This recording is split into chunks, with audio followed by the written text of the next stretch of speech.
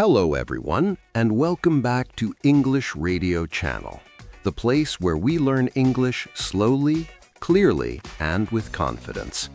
I am your host, Mark, and I am so happy you are here today. Hello, everyone. It is great to be back with you again. I am excited to learn and share with you today.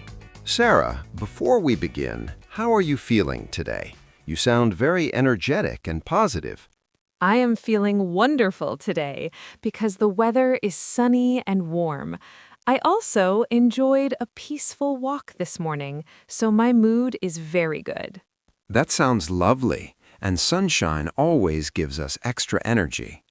Today, we are going to talk about a very useful topic called Talk About Your Day.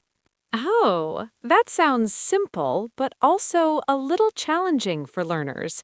Many people know words, but they feel nervous when they have to explain their day. Exactly, and that is why we are here to practice together. Before we continue, please remember to subscribe, like, and share this channel with your friends. Yes, when you like and share our videos, more learners can find us. Your support helps us grow and create more helpful lessons. Why is talking about your day so important for English learners? Why should they practice this skill? I think it is important because people ask this question everywhere, like at work, at school, or when traveling. For example, when I met an international friend, she asked me, "How was your day?" And I felt happy that I could answer clearly. That is a great example, and I agree with you. It is also important because in many cultures, talking about your day is a polite way to show interest and care. Yes, and when someone listens to your day, you feel respected and valued. Today, we will break everything into small and easy steps. That is right, and we will not rush anything. First, we will learn basic questions and answers, then we will add details, and finally, we will practice together. Okay, let us pretend we just met after work and we're having coffee together. We'll do a small role play. Sounds fun, Mark. So I will start with a basic question. How was your day today? My day was productive and calm. And that word is spelled P-R-O-D-U-C-T-I-V-E. I finished my work early and enjoyed some quiet time. That sounds very nice and organized. My day was busy and exciting, so it was different from yours, but both days were positive. Yes, both answers are good and they show personality. Now, let me ask you another question. What did you do after work today?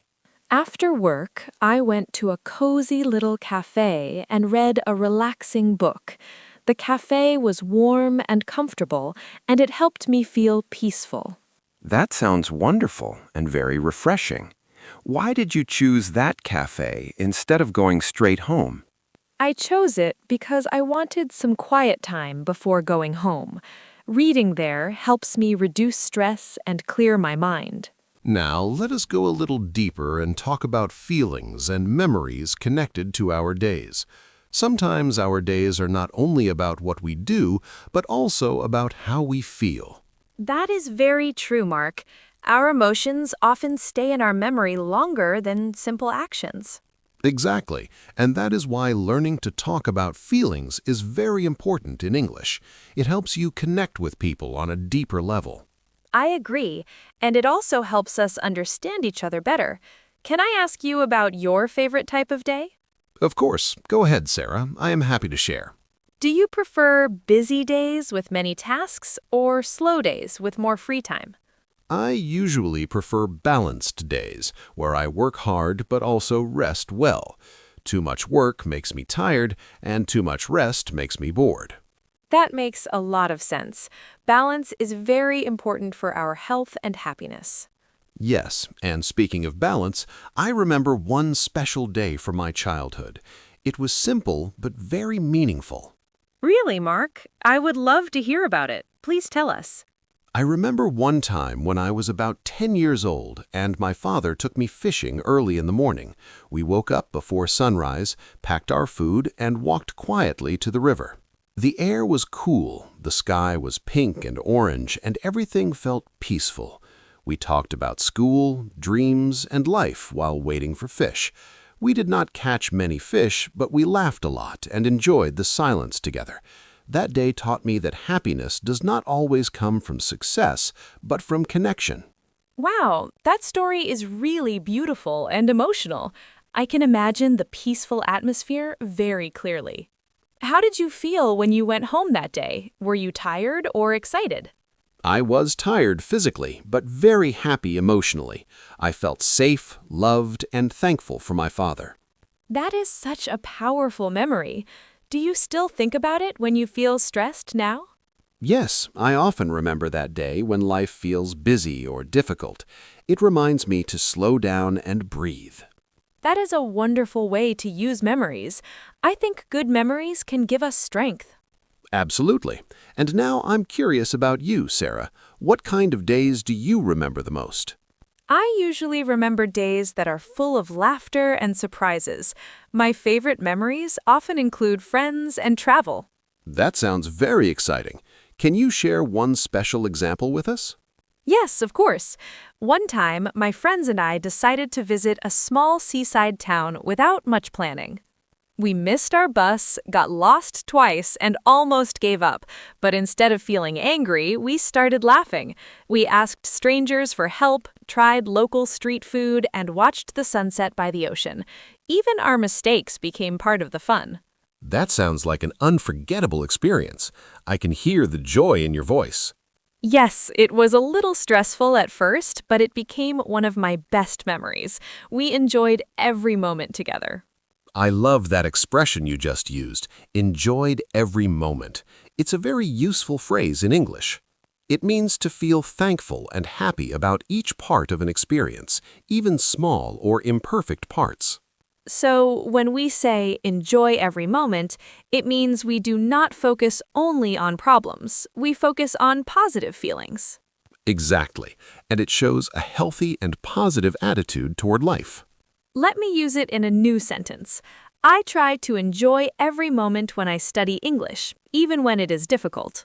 That is a perfect example, Sarah. That mindset will help learners improve faster. Thank you, Mark. I believe learning becomes easier when we enjoy the process. I agree completely, and sharing stories like this also helps improve speaking skills. Yes, because stories teach us how to connect ideas and emotions in English. Now, Sarah, let us talk about common mistakes. What is something people often find difficult about talking about their day in English? Many learners struggle with verb tenses, especially past tense and present tense. They often mix them without noticing. That is very true, and it can confuse listeners. Can you give us a real example? Sure. Many people say, "Today I went to work and I am very tired yesterday." This sentence mixes time words. Yes, that is a typical mistake. Let me show another wrong example. Yesterday, I am very busy and meet my friend. The correct way is, "Yesterday I was very busy and met my friend." We change am to was and meet to met. Exactly, and these small changes make your English sound natural. Practice is the key to improving this. Another common mistake is using very short answers. Some learners only say good or busy and stop. That is true, and while short answers are okay sometimes, longer answers help conversations grow. For example, instead of saying good, you can say, "It was good because I finished my work early." That is a great improvement. It adds information and personality. Some learners also forget time expressions, like this morning, in the afternoon, or last night. Yes, and time expressions help listeners understand your story clearly. For example, this morning I felt nervous, but in the afternoon I felt relaxed. That sentence shows emotional change, which is very natural in daily conversation. Another difficulty is pronunciation, especially words like tired, busy, and comfortable. Yes, tired is spelled T-I-R-E-D, but we often pronounce it like tired or tad. Practicing pronunciation out loud can really help with confidence. Now, let us talk about cultural tips. In many cultures, people expect polite and balanced answers. That is true, especially in workplaces or formal situations. For example, if your day was bad, you do not usually say, "It was terrible and I hate everything." Instead, you can say, "It was challenging, but I learned a lot." That sounds more professional.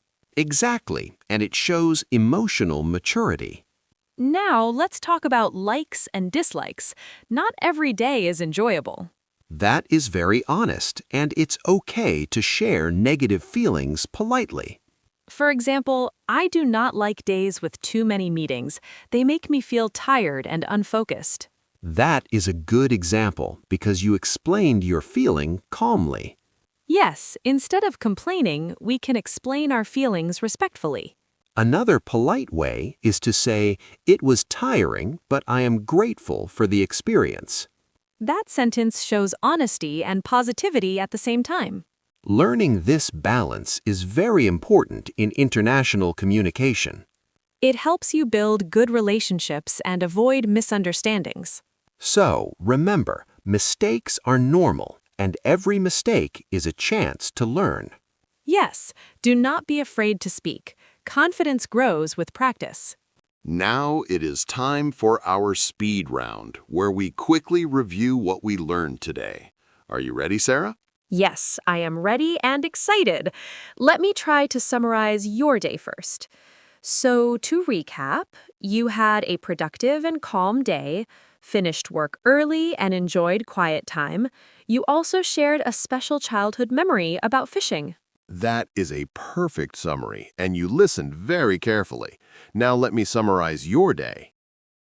You had a busy and exciting day, visited a cozy cafe, and loved lively trips with friends. You also tried to enjoy every moment. Great job, Mark. Now here's a scenario.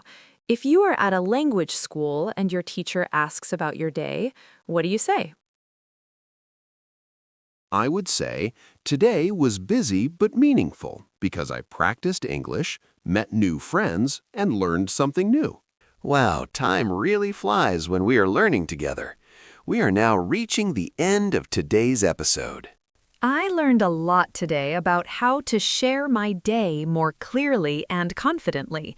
I also enjoyed listening to your stories, Mark. I am very happy to hear that, Sarah.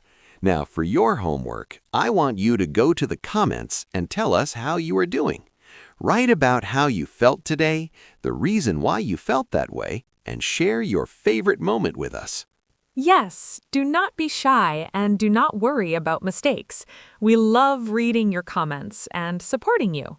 Please remember to subscribe, click the bell icon, and share this episode with your friends. Your support helps us continue this journey. Thank you so much for listening, and we cannot wait to see you next time. Take care and keep practicing. Goodbye, everyone, and remember to enjoy every moment of your learning journey. See you in the next episode.